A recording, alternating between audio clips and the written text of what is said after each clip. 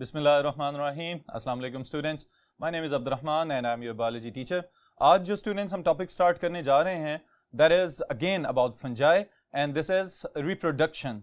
ऐसा प्रोसेस जिसके ज़रिए फंजाई अपनी आबादी को बिलियंस और बिलियंस स्पोर्स की तादाद में डेली बेसिस पे फैला रही है और हमारे इर्द गिर्द बहुत सारी चीज़ों को डिकम्पोज भी कर रही है और इसके साथ ही साथ ख़राब भी कर रही है। तो इस रिप्रोडक्टिव मेथड को हम साइंटिफिकली यहाँ पे देखेंगे। दो बेसिक टेक्निक्स हैं, sexual reproduction and asexual reproduction, जिसमें से पहले हम एसेक्सुअल रिप्रोडक्शन को स्टडी करेंगे और फिर बाद में सेक्सुअल रिप्रोडक्शन को।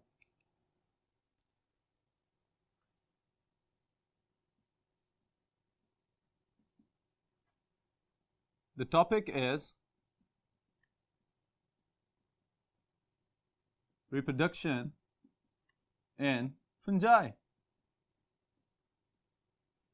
जी, अब स्टूडेंट्स मैं चाह रहा हूं कि मैं कंसेप्चुअली सबसे पहले नंबर पे ये जो वर्ड रिप्रोडक्शन यूज होता है इसको थोड़ा सा एक्सप्लेन कर दूं, because it is one of the most significant property of living organisms. अब जानदारों के अंदर जब भी हम रिप्रोडक्शन की बात करते हैं तो इसका मतलब ये होता है कि ऐसा तरीका कार जिसके जरिए कोई भी living organism, whether it is unicellular और it is multicellular, it can produce offsprings just like the parents, जिसमें जानदार अपनी ही तरह की नई नस्ल पैदा करना शुरू हो जाएं। इस अमल को हम कहते हैं this is reproduction. Okay, but the ultimate aim of this process is the survival of the species, कि किसी भी जानदार की कोई एक मखसूस नस्ल उसको बरकरार रखना। This is the basic thing that is related to the reproduction. Okay, fungi के अंदर जो दो बेसिक टाइप्स हैं दे आर asexual reproduction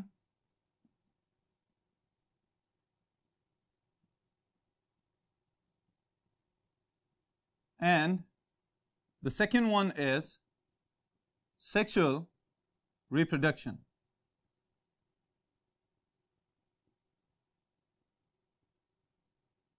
अब इन दोनों प्रोसेसेस के अंदर भी जो बुनियादी डिफरेंसेस हैं उनको मैं एक जुमले के अंदर यहां पे मेंशन कर रहा हूं सिर्फ आपके कंसेप्ट के लिए, ताकि आप इसको याद रखें। Asexual reproduction is the process in which only one parent is involved in production of new generation। All right? ऐसा तरीका कार रिप्रोडक्शन का जिसमें एक अकेला पेरेंट ही काफी है कि वो अगली नस्ल को पैदा कर सके। इसी वजह से इसको हम कहते हैं this is asexual reproduction. Okay, दूसरी तरफ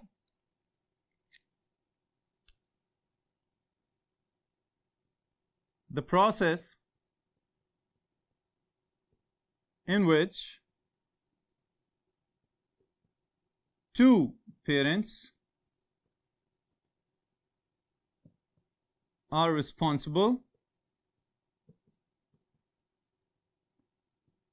for production of offsprings or next generation। all right, sexual reproduction में दो पेरेंट्स की इन्वॉल्वमेंट होती है। अगर हम फंजाई की हद तक बात करें तो यहां पे दो मुख्तलिफ इकसाम के हाइफे हो सकते हैं जो मेटिंग स्ट्रेन्स हों, कंपेटेबल हों, कि वो आपस में एक दूसरे के साथ जेनेटिक मटेरियल का तबादला कर सकें। तो उस सूरत में फिर कोई नया ऑफस्प्रिंग या नई जनरेशन पैदा होगी जो अपने पेरेंट्स से मुशाबहत रखती होगी। तो दो पेरेंट्स की शमूलियत की वजह से अगर नई नस्ल पैदा हो रही है तो that is known as sexual reproduction. Okay, अब हम आगाज कर रहे हैं एसेक्सुअल रिप्रोडक्शन की, जो डिफरेंट टाइप्स हमारे सिलेबस में शामिल है।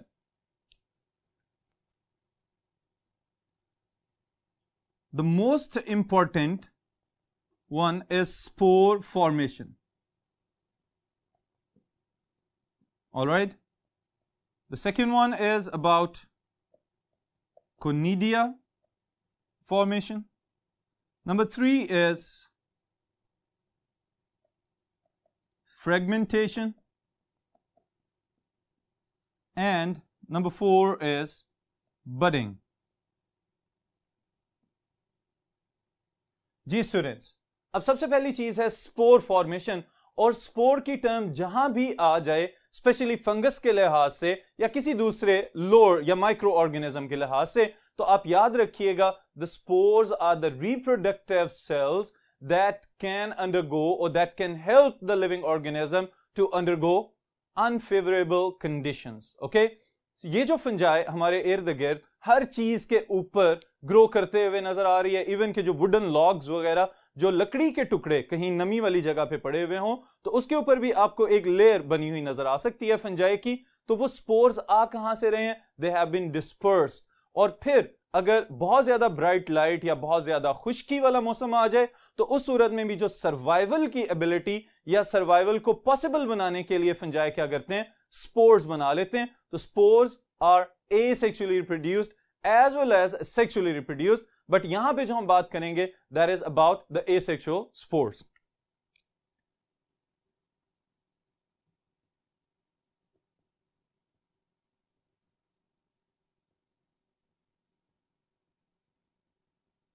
Spore formation, alright.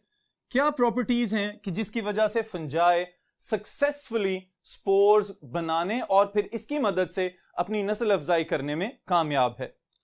The first one is they are resistant structures.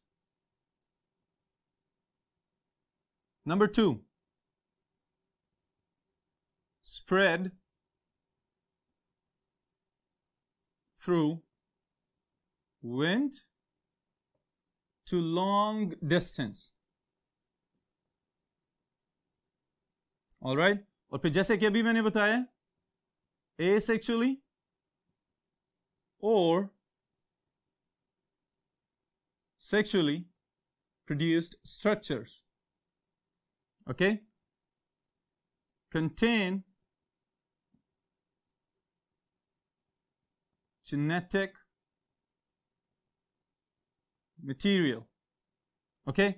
अब स्टूडेंट्स, ये जो पॉइंट्स हमने यहां पे मेंशन किए हैं, अगर इनको फौरी तौर पे हम समझ लें, सबसे पहले नंबर पे रेजिस्टेंट स्ट्रक्चर्स, ऐसी साख्तें जो कि अनफेवरेबल कंडीशंस, जैसे कि बहुत ज्यादा सर्दी भी हो सकती है, बहुत ज्यादा गर्मी भी हो सकती है, या इसी तरह बहुत ज्यादा ब्राइट सनलाइट भी हो सकती है, कोई भी ऐसी कंडीशन जो इस फंगल हाइफे की ग्रोथ के लिए ठीक नहीं है, दैट इज अनफेवरेबल कंडीशन. तो स्पोर्स इस तरह के हालात में बेहतरीन गुजारा कर सकते हैं. Then the second thing is spread through wind to long distance. इसका क्या मतलब है कि spores are no more dependent on water for their dispersal. लेकिन इसके साथ ही साथ ऐसा भी पॉसिबल है कि बाज़-औक़ात इंसेक्ट्स, हशरात जो हैं, कीड़े मकोड़े, वो इन स्पोर्स को फैला दें, या फिर ऐसा भी है कि कुछ छोटे वर्म्स वगैरह या कीड़े मकोड़े, उनके साथ ये स्पोर्स एक जगह से दूसरी जगह ट्रेवल करके चले जाएं. स्पेशली अगर हम फसलों की बात करें, तो उस सूरत में स्टूडेंट्स एक और चीज भी देखने में आती है कि रेन स्प्लैशेस, जब बारिश के छींटे पड़ते हैं, तो उसके अंदर भी ये स्पोर्स उस पनाह लेके एक जगह से दूसरी जगह फर्दर ट्रांसफर किए जा सकते हैं. ऑलराइट, तो they can be also dispersed bye insects, by other smaller animals as well as the rain splashes, बारिश के छींटे. Okay, then asexually या sexually इनको प्रोड्यूस किया जा सकता है. contains genetic material. इसका क्या मतलब है कि इसके पास अपने पेरेंट्स का जेनेटिक मटेरियल मौजूद है, जिसकी वजह से ये फर्दर जनरेशन को ग्रो करवाने के काबिल हो सकेगा और उसके अंदर वही फीचर्स आ जाएंगे कि जो प्रीवियस जनरेशंस में मौजूद थे. नेक्स्ट, यहां पे एक वर्ड में मेंशन कर रहा हूं, दैट इज स्पोरेंजिया. अगर सिंगुलर होगा अकेला, तो इसको हम कहेंगे sporangium. Alright students, what are sporangia? The structures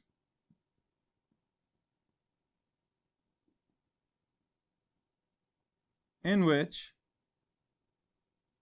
spores are produced. okay? ऐसी साख्तें कि जिनके अंदर स्पोर्स बनाए जाते हैं या फिर बनाने के बाद यहां पे कुछ अरसे के लिए स्टोर किए जा सकते हैं, जब तक कि स्पोर्स मैच्योर ना हो जाएं और बाज़ औक़ात जैसे राइजोपस में स्पोरेंजिया का कलर चेंज हो जाता है, तो ये पता चल जाता है कि अब इसके स्पोर्स मैच्योर हो चुके हैं और डिस्पर्सल का टाइम आ गया है। उस सूरत में फिर स्पोरेंजिया की वॉल्स ब्रेक हो जाती हैं और स्पोर्स को आगे फैला दिया जाता है थ्रू विंड। ओके, देन यहीं पे एक और पॉइंट मैं और ऐड कर रहा हूं, they are cut of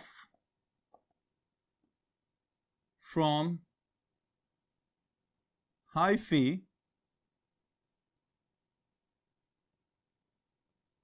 by septa। इससे क्या मुराद है स्टूडेंट्स कि बाकी हाइफी के जो सेल्स हैं उनकी सेल वॉल्स के अंदर पोर्स मौजूद होते हैं और वो कनेक्टेड होते हैं, लेकिन ये जो रिप्रोडक्टिव स्ट्रक्चर्स हैं इनके और लोअर हाइफी के अंदर ग्रोथ कंप्लीट हो जाने के बाद और स्पोर्स बन जाने के बाद इनके दरमियान में पार्टीशन बना दी जाती है, ताकि बाद में स्पोरेंजिया ने चूंकि स्प्लिट हो जाना है उसमें से स्पोर्स निकल जाएंगे, तो ऐसा ना हो कि हाइफा का भी नुकसान हो जाए। Okay, then most of them they are haploid, और हेप्लॉइड से क्या मुराद है, they contain half the number of chromosomes as compare to the diploid condition. Okay, कहीं पे भी अगर इन स्पोर्स की जो स्पेशली एसेक्सुअल स्पोर्स जिनकी हम बात कर रहे हैं, और फंजाई के आगाज में इंट्रोडक्शन में ये बात हमने पढ़ी थी कि थोड़ी सी ट्रांजिएंट जाइगोट स्टेज के अलावा most of the cells of the hyphae of different fungi they are always haploid. Okay, इनके अंदर जेनेटिक इंफॉर्मेशन जो है वो आधे क्रोमोसोम्स की सूरत में मौजूद होती है। The last point is about the germination. These spores they germinate when land on a favorable substratum। जैसे ही किसी फेवरेबल जगह के ऊपर जहां पे इसको ग्रोथ के लिए नॉर्मल कंडीशंस अवेलेबल होंगी वहां पे ये स्पोर्स लैंड करेंगे, गिर जाएंगे, तो वहीं से नए हाइफे दोबारा से ग्रो होना शुरू हो जाएंगे। Alright students, then is the next second reproductive structure, and they are conidia।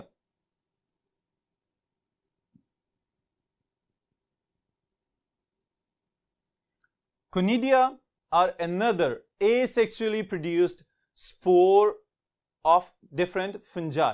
alright, especially students ये जो हमारे इर्द गिर्द सिट्रस फ्रूट वगैरह हमें नजर आते हैं, ये माल्टे और किन्नू और इसी तरह के और रिलेटेड फ्रूट्स, इनकी सरफेस के ऊपर ग्रीन कलर की एक लेयर आ जाती है। जब ये खराब हो जाते हैं तो वो नॉर्मली कौन है, they are these spores and these spore producing structures.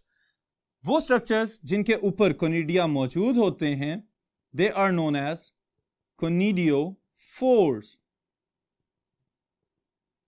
Alright, अगर हम कोनिडियोफोर्स को डिफाइन करना चाहें तो हम लिख सकते हैं specialized hyphae on which cut off ending spores, and these spores are conidia,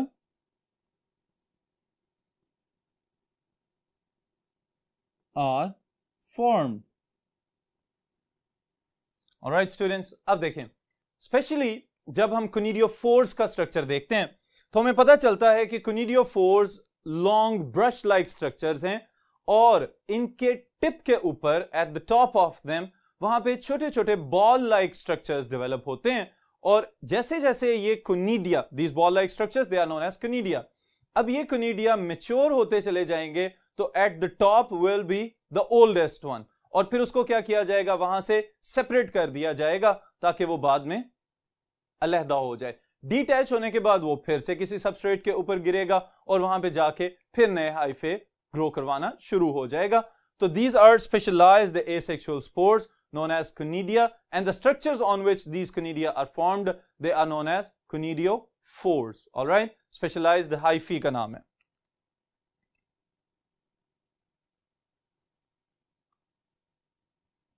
Then are the fragments, and the process is known as fragmentation। जी स्टूडेंट्स, फ्रेगमेंटेशन से क्या मुराद है कि ऐसी रिप्रोडक्शन जिसके अंदर कोई एक हाइफा, कोई माइसिलियम जिसके अंदर बहुत सारे हाइफे मौजूद हैं, उसके अंदर डिफरेंट हाइफे स्प्लिट होना शुरू हो जाएं, या वो पूरे का पूरा माइसिलियल बॉडी जो बनी हुई है वो खुद से ही ब्रेक हो जाए और उसके जो टुकड़े हैं वो बाद में दोबारा से नई फंजाई की सूरत इख्तियार कर जाएं, तो हम कहेंगे this process is known as fragmentation. Okay, इसको अगर हम डिफाइन करना चाहें, we can say the process in which mycelium or hyphae within a mycelium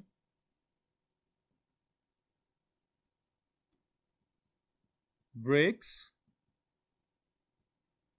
and grow into individual fungal body. All right students, mycelium itself या फिर उसके hyphae दरमियान में से टूट जाएं और उसके बाद वो एक नई फंगस की तरह ग्रो करना शुरू हो जाएं, तो इस प्रोसेस को हम कहेंगे दिस इज फ्रेगमेंटेशन। फ्रेगमेंट्स बना देना, टुकड़े बना देना। Okay, then is the last asexual type of reproduction, budding. Now students, budding is what? The type of reproduction in which outgrowths are formed. Okay? लेकिन इन outgrowths के साथ आपने एक अहम बात याद रखनी है। These outgrowths, स्पेशली जब हम फंगस की बात कर रहे हैं, तो यूनिसेलुलर फंगस है यीस्ट, जिसके अंदर ये बड़ी जबरदस्त तरीके से आप माइक्रोस्कोप के नीचे देख सकते हैं। These buds are outgrowths, but at the same time they are asymmetrical. Okay? तो ये चीज मैं यहां पे मेंशन भी कर देता हूं ताकि आप इसको नोट कर लें, इंपॉर्टेंट बात है ये। Budding itself is the process of asexual reproduction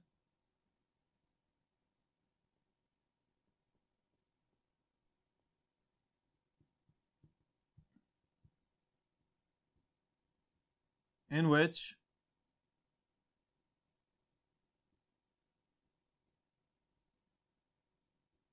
asymmetrical outgrowths are formed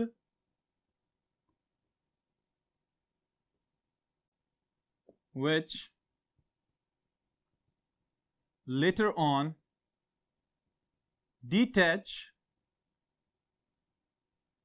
and grow independently. All right students, अब इससे क्या मुराद है कि ये बर्ड्स, ये जो आउटग्रोथ्स बन रही थी उस यीस्ट के सेल के ऊपर, जैसे ही ये मैच्योर होंगे, थोड़े से बड़े होंगे, उसके बाद इनको वहां से अलहदा कर दिया जाएगा। सेपरेट होने के बाद ये किसी सबस्ट्रेट के ऊपर, सॉइल के ऊपर, किसी फ्रूट के ऊपर या कोई भी खाने वाली चीज जो इनको मिल जाए उसके ऊपर ये ग्रो करेंगे और फिर से नई यीस्ट की पैदावार का आगाज हो जाएगा। So this is again due to one parent, so it is asexual type of reproduction that has been observed in yeast. Okay, this is asexual reproduction of fungi. Sexual reproduction को हम आगे detail में देखेंगे।